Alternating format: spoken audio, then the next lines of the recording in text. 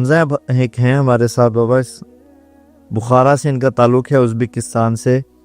یہ انہوں نے اپنا اظہار کیا کہ ان کو اردو بالکل نہیں آتی تھی، لیکن انہوں نے اسپیشل اردو سیکھی آپ کے بیانات سے مستفید ہونے کے لیے. تو انہوں نے اپنا نمبر بھی دیا تھا، تو ہماری ٹیم نے ان سے رابطہ کیا، تو ہم چاہیں گے کہ ان سے آپ کی بات ہو جائے. یہاں شب جمعہ پہ نا جماعت آئی افریقہ کی، تو نوجوان آ کر السلام علیکم مولانا کیا حال ہے، ٹھیک ہوں، کہاں سے ہو؟ کہنے لگے گینی کناکری افریقہ کا ملک. تو میں نے کہا یہاں پڑھتے ہو کراچی میں؟ کہا نہیں، وہاں سے آیا ہوں. میں نے کہا اردو کہاں سیکھی؟ کہا آپ کے بیان سن اللہ کیسے اللہ کا شکر ادا کر. وعلیکم السلام. حمزہ بیٹا کیا حال ہے؟ الحمدللہ. بخارا رہتے ہو؟ جی بخار کا. تو اردو کیسے سیکھی تم نے؟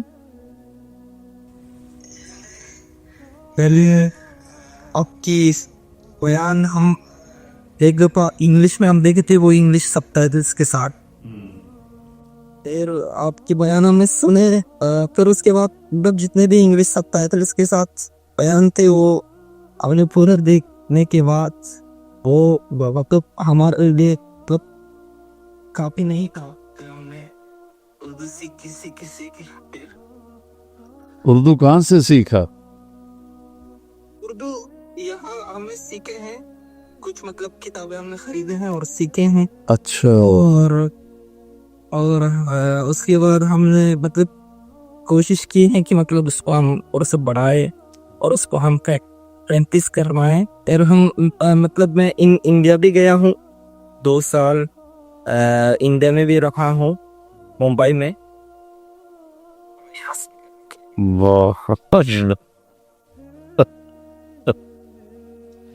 انشاءاللہ یہ بخارا ازبکستان میں ہے. جی.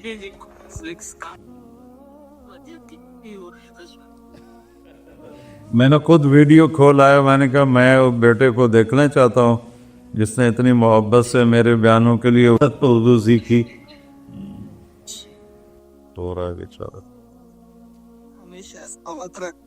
آمین آمین آمین آمین. آپ کے پورے خاندان کو بھی.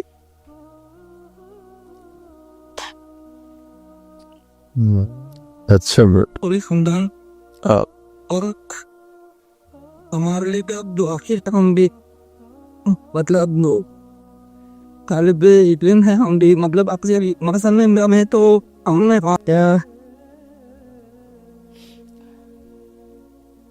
میں تو زیادہ اس میں کیا کہتے ہیں اس کو علم دنیاوی جو ہے اس پہ مطلب زیادہ میں سیکھا ہوں، کیونکہ یہ دنیا بھی چلانا ہے اس کی وجہ سے انشاءاللہ. ابھی میں نے جو مدرسے کا جو علم ہے اس کو بھی مطلب سیکھنا شروع کیا ہوں، 2 سال ہو گئے ماشاءاللہ. اور اب ہمارے لیے دعا کیجیے کہ اللہ علم کے دروازے ہمارے لیے کھول دے اور آسان ہو جائے اور پورے امت کے لیے ایک مفید انسان بن جائے. بیٹا تم نے تو میرا بھی ایمان تازہ کر دیا.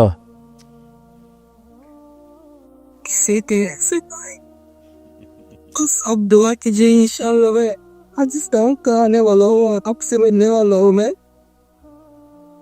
ہمیشہ میرا ایک خواہش تھا، میں ایک دفعہ پاکستان بھی گیا تھا، اور وہ مدرسہ حسنین بھی وزٹ کیا تھا وہاں، لیکن آپ نہیں مل سکے. پھر واپس آیا تھا میں.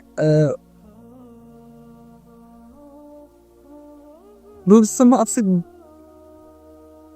دعا لینا تھا، آپ سے ملنا تھا. مطلب انشاءاللہ میں اور آؤں گا اگر ہو سکے تو.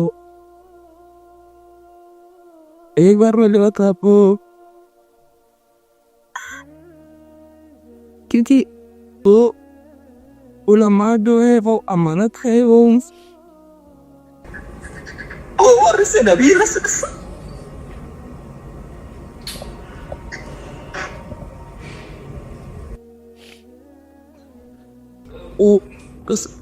چلو کیوں اچھا انشاءاللہ پھر بات کریں گے. اب تم بہت جذباتی ہو گئے ہو.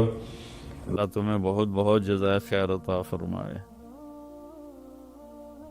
میں پھر بات کروں گا تم سے انشاءاللہ. میں نے روا چڑھا.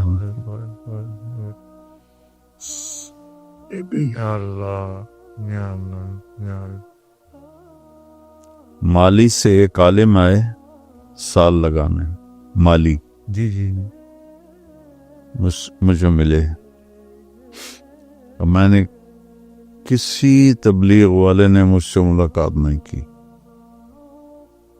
میں نے کہا تو سال کے لیے کیسے آ گئے؟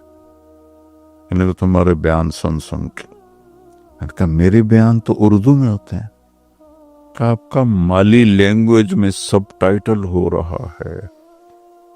کہ وہ پڑھ کے میں آپ کے پاس آیا بیٹھا ہوں 1 سال کے لیے. کتنے آپ جرمنی میں آپ ساتھ تھے؟ جی تو ہیمبرگ میں ایک پولش ملا تھا. جی مجھے اس کے دوست نے بتایا کہ یہ پولینڈ کا ہے، آپ کے بیان سن کے مسلمان ہوا. میں نے کہا میرا بیان کیسے؟ یہ تو پولینڈ کا ہے.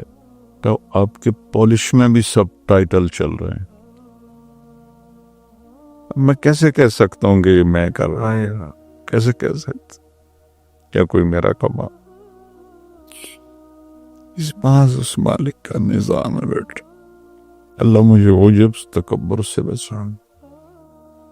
یہ ہے کہ اگر آپ اسلام کو پیش کریں گے تو دنیا کھچ کے آئے گی. کیونکہ اسلام اتنا خوبصورت دین ہے، حسن انسان کو کھینچتا ہے. اللہ سے بڑھ کر کوئی حسن و جمال والا نہیں. اس کے بعد میرے نبی سے بڑھ کر کوئی حسن و جمال والا نہیں. اور ان کی زندگی سے بڑھ کر کوئی حسین زندگی نہیں. اللہ نے مجھے ان 3 مضامین کے گرد گھما دیا. تو کہاں سے لوگ ایمان لا رہے ہیں. دعا کرو اللہ بیٹا ہم سب کو اسی نعمت پہ باقی رکھے. آمین. میں تکبر سے بچائے. بیس العبد عبد یخدل الدنیا بالدین. بدترین انسان ہے جو دین کو بیچ کے دنیا حاصل کرے. اللہ تعالیٰ اس سے مجھے بھی، تم کو بھی، میری ٹیم کو بھی سب. اگلا سوال ہے جی کہ مولانا صاحب امید کرتا ہوں خیریت سے ہوں گے. ایک سوال آپ سے پوچھنا تھا کہ اکثر پیجز پہ دیکھا، سوشل میڈیا پہ دیکھا، لیکن کوئی صحیح رہنمائی نہیں ملی. مولانا صاحب آپ سے تہجد کی نماز کا طریقہ اور اس کی رکعت کے بارے میں جاننا چاہتا ہوں. تہجد کی نماز اور دوسری نماز میں کوئی فرق نہیں، نوافل ہیں. تہجد کو اللہ تعالیٰ نے بہت پسند فرمایا، اس کی بہت ترغیب دی، فرض نہیں کیا. تو ہمارے نبی کی جو مستقل عادت تھی، آپ 11 رکعت پڑھتے تھے، 8 نفل جی اور 3 وتر. کبھی کبھی اس سے زیادہ ہوتی تھی، کبھی اس سے کم بھی ہو جاتی تھی، لیکن عام معمول تھا کہ آپ 11 رکعت تہجد پڑھتے تھے. اور سبحان اللہ سبحان اللہ سبحان. حضرت عائشہ فرماتی ہیں کہ جب میرے حجرے میرے گھر میں ہوتے آپ، تو میں سوئی ہوتی تھی اور آپ تہجد میں کھڑے ہوتے تھے، مجھے نہیں اٹھاتے تھے. اور جب سجدے میں جاتے تھے تو لمبائی اتنی مختصر ہوتی تھی کہ میری ٹانگیں سامنے آتی تھیں، تو آپ میری ٹانگوں پہ ایسے ہاتھ لگاتے تھے تو میں ٹانگیں ایسے پیچھے کر لیتی تھی، آپ سجدہ فرماتے تھے، کھڑے ہوتے تھے، میں پھر سیدھی کر لیتی تھی، اب لمبی رکعت پڑھتے تھے، پھر جب آپ سجدے میں جاتے تھے پھر مجھے ایسے ایسے کرتے تھے، پھر میں اپنی ٹانگیں پیچھے کر لیتی تھی اور آپ سجدہ ادا فرماتے تھے، پھر آپ تحیات میں بیٹھتے تھے، پھر کھڑے ہو جاتے تھے، اور جب آپ نماز سے فارغ ہو جاتے تھے تہجد سے تو پھر میں خود ہی اٹھ جاتی تھی، پھر مجھ سے پیار محبت کی باتیں فرماتے تھے، فجر کی اذان تک ایسے آپ سیدھے ہاتھ کا ٹیک اور پاؤں ایسے کر کے، ایسے نا جیسے ہم لیٹتے جی جی جی آپ ایسے لیٹ جاتے تھے اور میں بھی سامنے ویسے ہی لیٹ جاتی تھی، اور آپ مجھ سے پیار محبت کی باتیں فرماتے کرتے رہتے یہاں تک کہ اذان ہوتی اور بلال آ کر دستک دیتے تو پھر آپ اٹھ کے 2 سنتیں پڑھتے اور فرض نماز پڑھانے کے لیے چلے جاتے تھے۔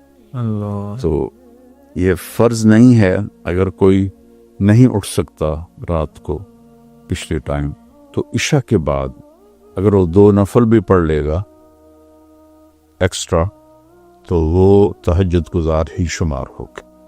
تو آپ سونے سے پہلے 2 پڑھ لیں، 11 پڑھ لیں، آپ بھی تہجد گزار ہو جائیں۔ ماشاءاللہ۔ اچھا بابا، یہ آگے ایک حامد ہیں، ان کا ایک سوال بھی ہے اور اظہار جذبات کا اظہار بھی ہے، تھوڑا اس میں پڑھ دیتا ہوں۔ یہ کہتے ہیں کہ میرا نام حامد علی اوان ہے، ابھی کچھ عرصہ قبل افتاح کا کورس مکمل کیا اور وکالت کے شعبے سے منسلک ہو گیا۔ کس سے؟ وکالت کے شعبے سے۔ اچھا، وکالت کے شعبے سے منسلک ہوں، آپ کے بیانات سنا کرتا تھا اور ایک بار آپ سے متنفر بھی ہوا کہ آپ شیعہ سے ملاقات کرتے ہیں، جبکہ وہ صحابہ کرام رضوان اللہ اجمعین کی شان میں گستاخی کرتے ہیں۔ لیکن اسی دوران آپ کی کارگزاری کی ویڈیو دیکھی جس میں آپ رائمنڈ میں داخلے کے وقت اپنی ایمانی کیفیت کو بیان فرماتے اور ساتھ غالباً ایک صحابی کے قول کو بھی ذکر فرماتے ہیں۔ اس کو سنتے ہی میری کیفیت بھی بدلی اور کچھ مطابقت اپنے حالات سے بھی لگی۔ مدرسہ میں داخل ہونے سے کافی قبل شوق ہوا کرتا تھا کہ ممبر پر بیٹھ کر بیان کروں، لیکن اب معلوم ہوتا ہے کہ کتنا مشکل کام ہے۔ اور پھر ایک بار ایک بلال نامی لڑکے سے آپ بات فرماتے ہیں اور وہ ریکارڈنگ میں نے سنی۔ اللہ نے واقعی آپ کو بہت عمدہ اخلاق سے نوازا ہے اور ہمیں معلوم ہے اس میں آپ کی قربانیاں اور اساتذہ کی محنت ہے۔ ایک بار ایبٹ آباد میں آپ کا بیان تھا، مغرب کے بعد صرف خاص لوگوں کو اس کا علم تھا، اور اس میں آپ نے عام طور پر بیان سے ہٹ کر بیان فرمایا، اور کیا خوب بیان تھا وہ۔ باتیں تو اتنی ہیں کہ وقت کم پڑ جائے، آپ سے ملنے کی خواہش ہے، لیکن اللہ سے امید ہے کہ وہ ضرور آپ سے ملاقات کروائے گا۔ آپ بیانات میں منع بھی فرماتے ہیں کہ مصافحہ لینے نہ آئیں، مشکل ہوتی ہے اتنے مجمع سے مصافحہ کرنا، تو میں نے اس طرح کبھی آپ سے مصافحہ نہیں کیا۔ ایک عرض ہے کہ آپ قرآن کی تفسیر کی ویڈیو بنا کر اپلوڈ فرمایا کریں، ہمیں اور باقی تمام کو بہت فائدہ ہوگا۔ اللہ آپ کو صحت کاملہ عطا فرمائے۔ بہت بہت شکریہ بیٹا، آپ کے جذبات سے کو سن کر مجھے بھی بہت حوصلہ ہوا، ماشاءاللہ، اور اللہ مجھے ہمیشہ توفیق دیتا رہے۔ آمین۔ ہمیں کسی سے نفرت کا حکم نہیں ہے، فیصلے میرے اللہ نے کرنے ہیں، میرے نبی نے سب کو قریب کیا، بے شک، حتیٰ کہ منافقین کو بھی اپنے سے جدا نہیں فرمایا۔ تو ہم کسی کو اس کے کسی خطا، گناہ، غلطی، کمی، کوتاہی کی وجہ سے نفرت کریں، اس کی کوئی گنجائش نہیں ہے اسلام میں۔ اور بہت دوست مجھ سے کہتے ہیں قرآن کی تفسیر کے بارے میں، لیکن میں سمجھتا ہوں کہ میری اتنی ہمت نہیں ہے۔ جو کچھ اللہ تعالیٰ مجھے سمجھاتا ہے میں بیانوں میں کہہ دیتا ہوں، اشکوں سے جو پایا ہے وہ بیانوں میں سنایا ہے، پھر بھی سنا ہے کہ زمانے کو گلا ہے۔ جو ساز سے نکلی ہے وہ دھن سب نے سنی ہے، جو تار پہ بیتی ہے وہ کس دل کو پتا ہے۔ تو آپ دعا کریں کہ اللہ مجھے اس کی ہمت دے آمین اور میں یہ سناتا رہوں. آمین.